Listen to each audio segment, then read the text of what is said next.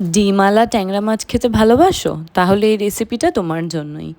আমি যেমন প্রচণ্ড ভালোবাসি ডিমওয়ালা ট্যাংরা মাছ খেতে, তবে এই ছোটোগুলোর থেকে একটু বড় সাইজের ট্যাংরা মাছগুলোই আমার বেশি পছন্দের। দু রকম সাইজেরই ট্যাংরা মাছ আনা হয়েছিল, আর ছোট ট্যাংরা মাছ দিয়ে দেখাচ্ছি এই তেল ঝালটা।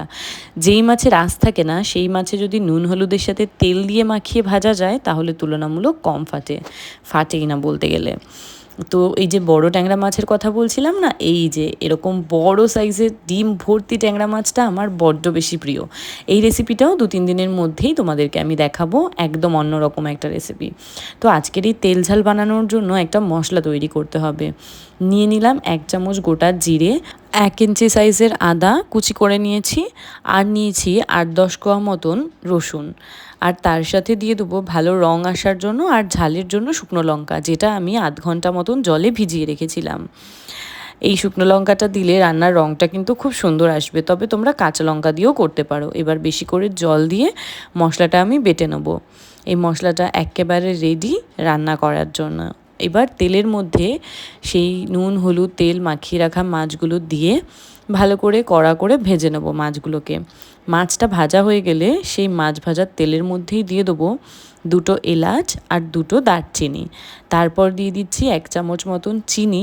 আমি রান্নায় চিনিটা দিই রঙটা ভালো আসার জন্যে। তারপর দিয়ে দিলাম একটা বড় সাইজের পেঁয়াজ বাটা, দিয়ে একটু ঢাকা দিয়ে রাখলাম। পেঁয়াজটা ছিটছিল তাই জন্যে। তারপর পেঁয়াজটাকে একটু ভালো করে ভাজা ভাজা মতন করে নেবো।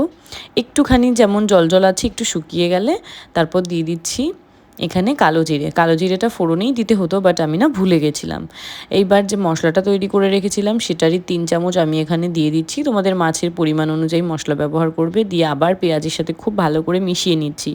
তারপর এখানে গুঁড়ো মশলায় অ্যাড করে দিচ্ছি নুন, হলুদ, কাশ্মীরি লঙ্কার গুঁড়ো আর ধনে গুঁড়ো। ধনে গুঁড়োটা তোমরা আগে যখন বাটা মশলা তৈরি করলাম তখনও গোটা ধনে দিয়ে করে নিতে পারো। এইবার খুব ভালো করে মশলাটা কষাবো।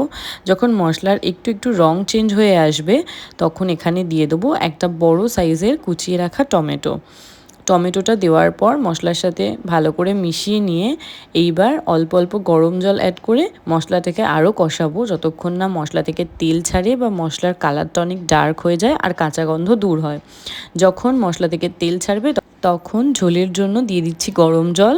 তারপর ঝোলটা ফুটে উঠলে মাছগুলো অ্যাড করে আরও 7-8 মিনিট মতন লো ফ্লেমে ঝোলটাকে ফুটিয়ে নেব। তারপর নামানোর আগে দিয়ে দিচ্ছি 3-4টে চেরা কাঁচা লঙ্কা।